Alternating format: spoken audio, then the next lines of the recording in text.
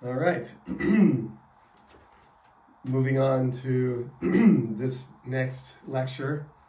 We're now on week 5, surprisingly. There's been a lot of holidays. This is our second one for this class. Today I'm just going to talk to you a little bit about spinning a tale, as we call it in English.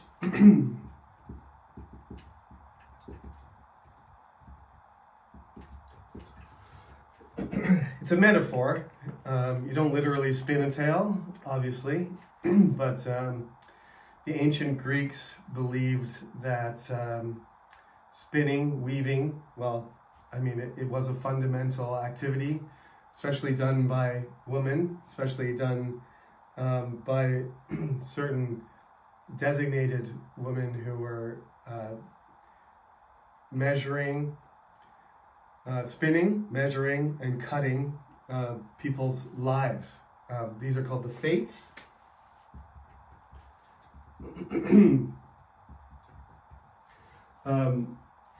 I forgot, there's so many F's going on today.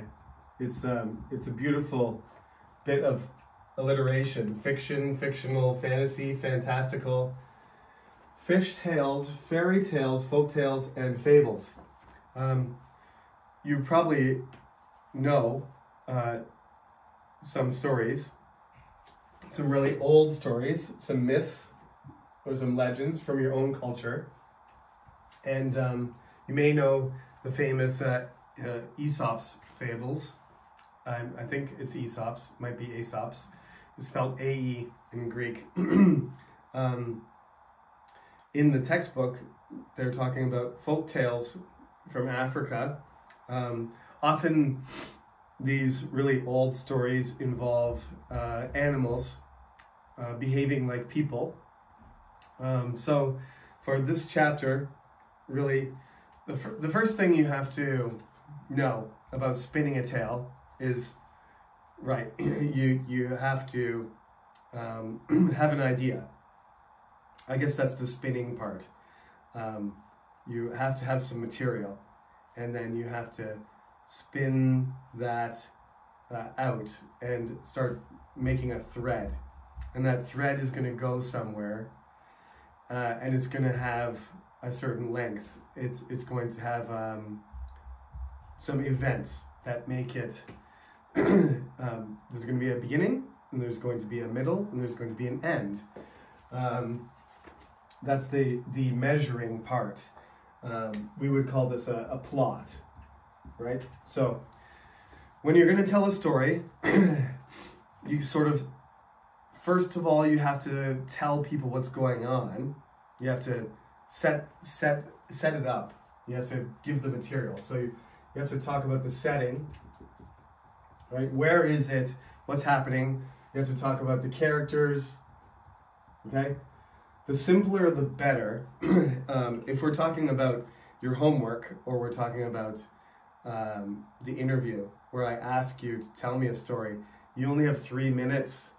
So it's got to be concise. It's got to be short, and it's got to be simple, and it's got to be to the point. So you're going to have to quickly say, okay, where is this happening? Who is in it? What's happening?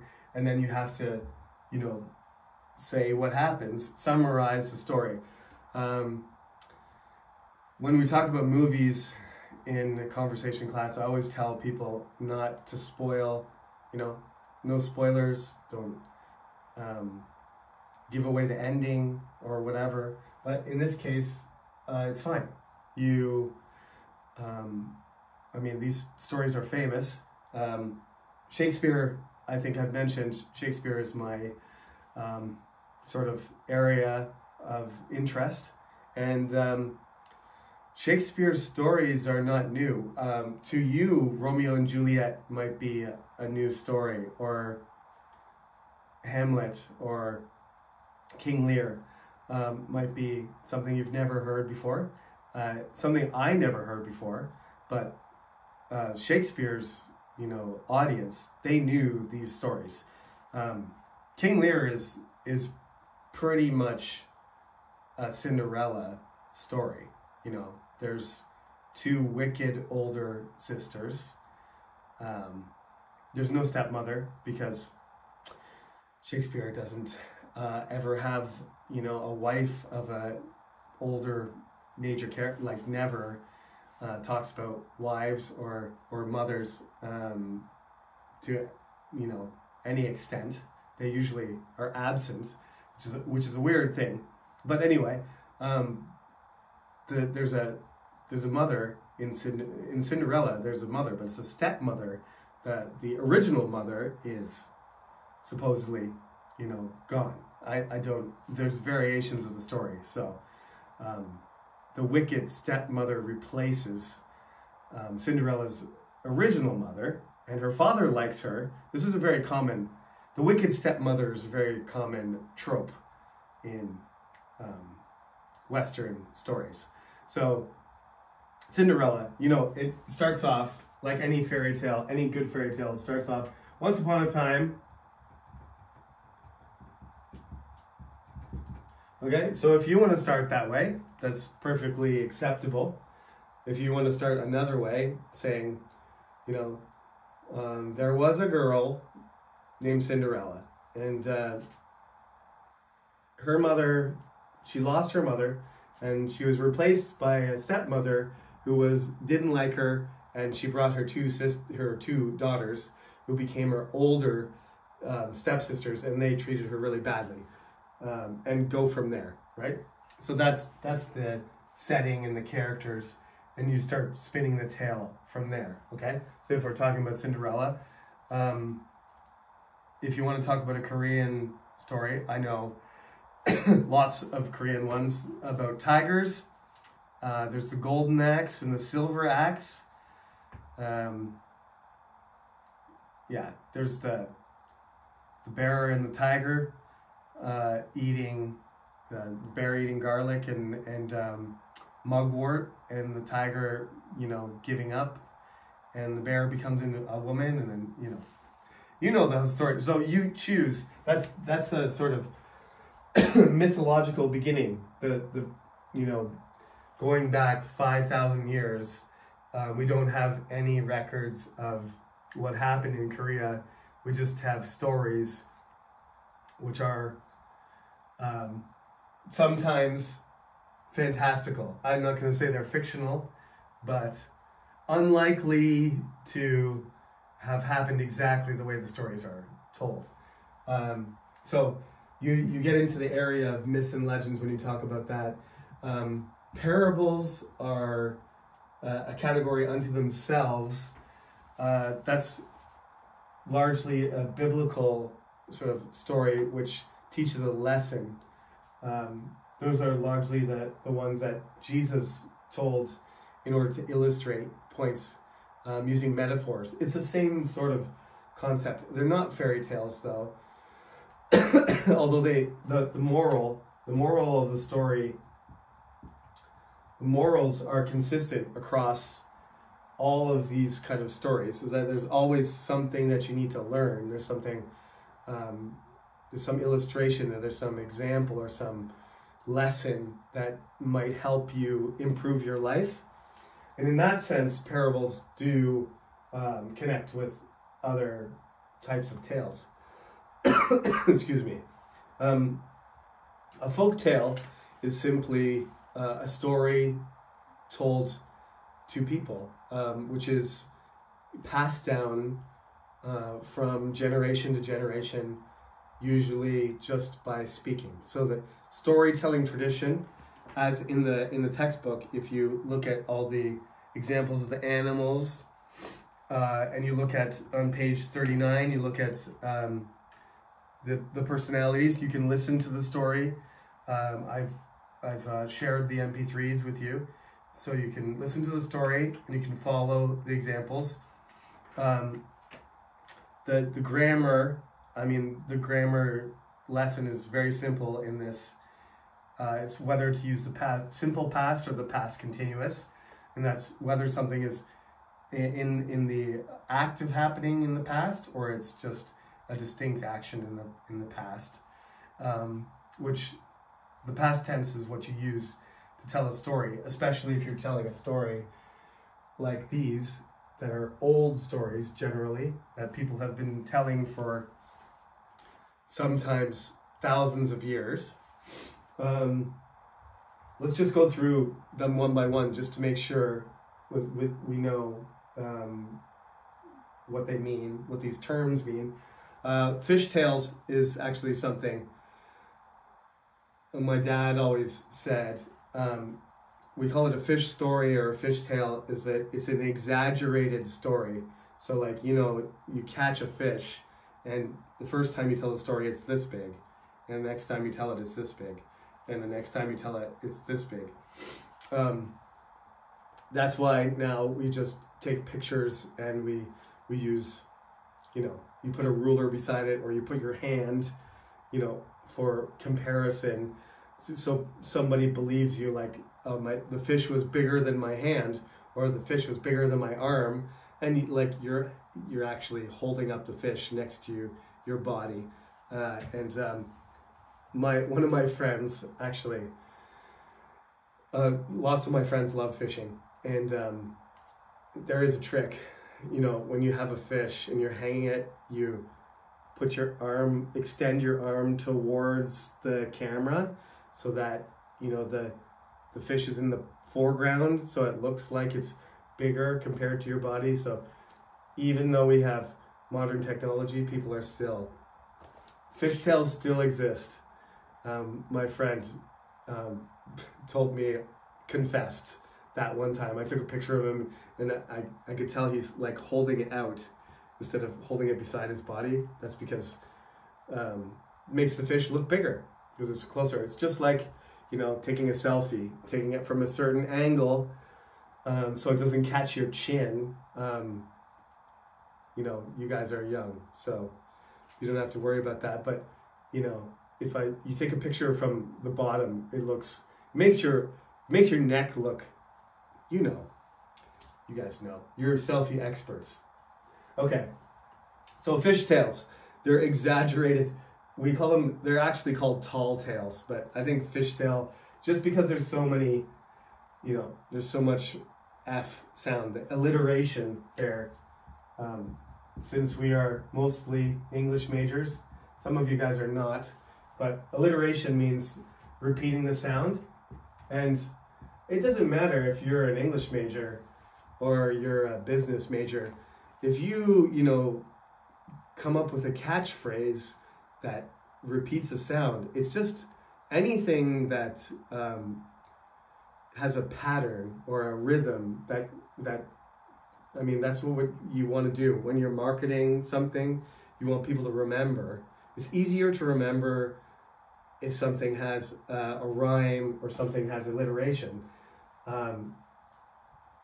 That's a bonus. It's just a bonus. If you can make it happen, then, you know, hire an English major to make your slogan for your company, because they can do this. That's what we're good at. Poetry. Okay, so alliteration. So I threw the F in there. Fishtails, but it's commonly known as tall tales. Fairy tales do involve fairies. But fairies are usually magical little people that fly around.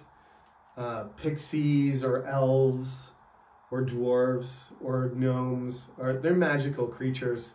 But fairy, I mean, the spelling has changed. Back when Shakespeare was writing, doing his plays, like Midsummer Night's Dream with Oberon and Titania. You probably don't know who I'm talking about, but anyway, he's the king of the fairies. This means he's sort of the king of the magic people. So the land of fairy is actually, I mean, it just means magical people that are not normal. It doesn't matter what it is. Leprechauns, dragons, wizards, whatever, like they're all sort of part of this magical, mystical, you know, land. I studied something called the Fairy Queen when I was in university. I don't think anybody studies this anymore, sadly, unless you go to Oxford or Cambridge or probably University of London or something in England. But in Canada, there was, I mean, I did my project when I was a senior. I did my project on The Fairy Queen, was written by Edmund Spenser. And it's all about, you know, knights and dragons, and I mean, there's Christian warriors and stuff, but there's sort of magical weapons and charms and enchantments and Harry Potter type stuff. You know, that's what fairy tales involve, magical stuff. Folk tales usually don't have that magical stuff. It's more like traditional stories. There can be a bit of magic in it, but it's not fundamental. But fairy tales fundamentally are magical stories, and folk tales are not. Folk tales are stories about people that have been, you know, passed down.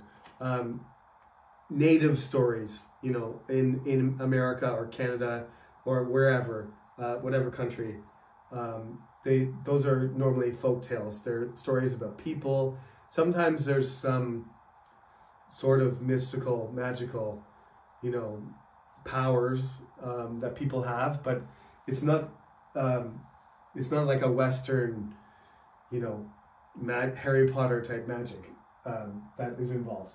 Myths and legends are what's the difference between a myth and legend? I don't know exactly. I think sometimes people are pretty pedantic about dividing these things. Legends can be real people. Legends can be real people that actually existed. Like Yi Sun-shin is a legend, right? This is my distinction anyway. It's like you're going to talk about somebody like Gwanggae-to. You don't know all the details, but the guy, there was definitely a guy, Goryeo King, who fought against China and won battles and became famous, and there's you know, archaeological evidence supporting his existence. There's got to be something tangible there, whereas a myth can just be so far back that nobody remembers and nobody has any real idea. It's just, it explains. Myths are stories that explain where something came from or why something happened.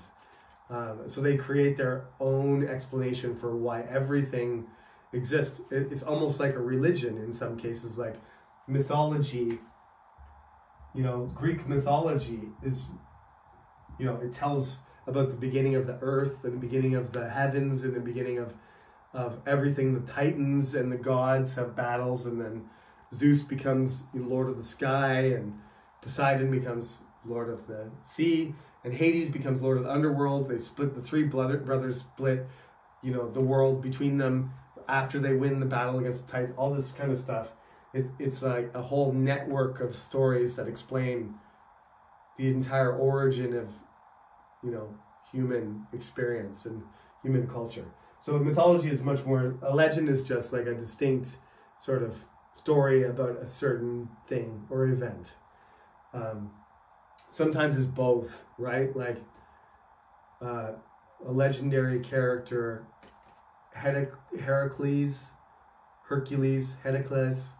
or Achilles, you know, they're both. They're part of mythology and they're legends too. But anyway, legends tend to be a little bit more concrete and have more details, whereas the purpose of a mythology is to explain where something came from or why something happened. As I said before, parables is a sort of description of stories that come from the Bible. I suppose they could be from other books or other people. Particularly Jesus, though, told stories, and the reason I put it here, even though it doesn't start with F, although if you put an F into Korean, it would be a P, so they're all P's. That would be all alliteration if you wrote it in Korean.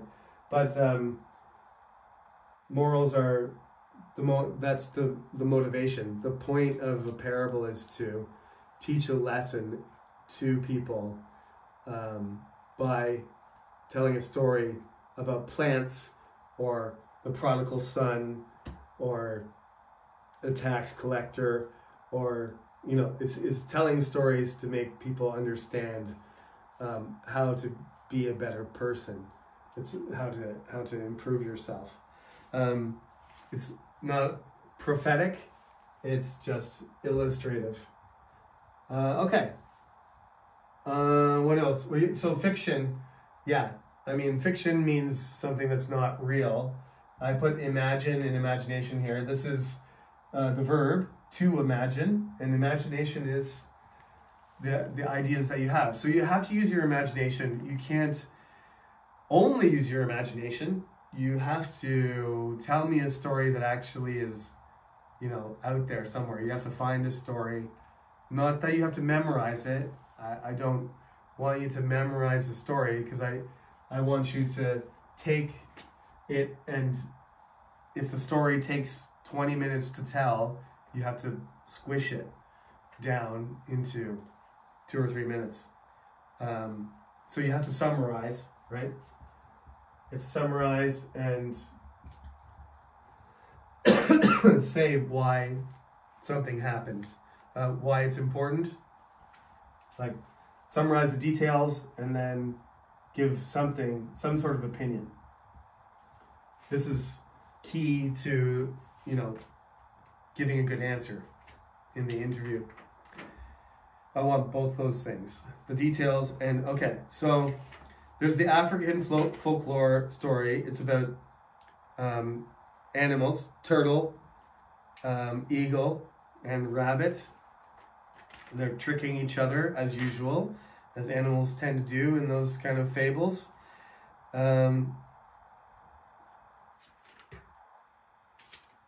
Think about these questions, like, in English, all of these questions. Think about, I don't have any space. Who, what, where, when, how, why. Those are the 6 question words. If you do your answer and you talk about who is in it, what happened, where it happened, when it happened, how and why it happened, in your 3 minutes, then you've fit the criteria, and you've done your job, and you should be looking for a good score. Okay. On 42, there's another example. There's the tiger, the Brahmin, and the jackal, and it's from India. So whatever, I know there's people from different countries. Most people are from Korea. So you can choose any country's culture. It doesn't have to be your own. It doesn't have to be Western. It doesn't have to be Korean. It can be from any country you like, India included, or Africa. If you know the story and you think you can explain it, then go ahead. That's your choice. At the bottom of page 43, which of these 3 morals do you think is best for the story? Discuss and explain your choice. We're not going to have a chance to do this discussion in class, probably. Well, maybe we will try and do that. But think about the questions that they ask you in the textbook, just in case we don't get to it. The moon also, the moon is a great, mysterious object. It always looks beautiful. A full moon always feels a little bit mysterious and a little unsettling, a little bit, might make you feel a little bit crazy if you think about it too carefully. Lots of things in nature are related to the moon, so it's not surprising that we think there's some sort of effect even before we understood, the moon, has a gravitational sort of pull on the sea and the water, and that it actually does, have sort of a not physical, but physics has a scientific sort of relationship with the earth, that there's forces at work that are not magical but scientific. But they give you a list of all the different, interpretations: Hawaiian, Japanese, Native American, Chinese, and in Korea that we think that it's a rabbit, hammering, making a rice cake, right? Dog, out of the working on the moon. In I don't know, Canadian, American, English folklore, we think that there's a man on the moon and it's made of cheese. I don't know which one is more plausible, but we've been to the moon and it was just rock, no cheese, no duck. So that's it. I'm not sure how long this video took, but we'll definitely talk about these topics in class going into week 6 and week 7. We have to discuss the next few chapters, but I'll give you a chance to talk about them with each other. So make sure you watch this video and make sure that you keep up on your homework assignments. And I have to read a lot of them before I see you next week, but when we see each other, let's catch up. And soon it'll be week 8, and it'll be time to explain yourself in person, using your ability with English language. So see you next week. Thank you for listening, and I think this will be the last online lecture for this semester. So this is me signing off, and we'll meet each other in class next week. Have a good day.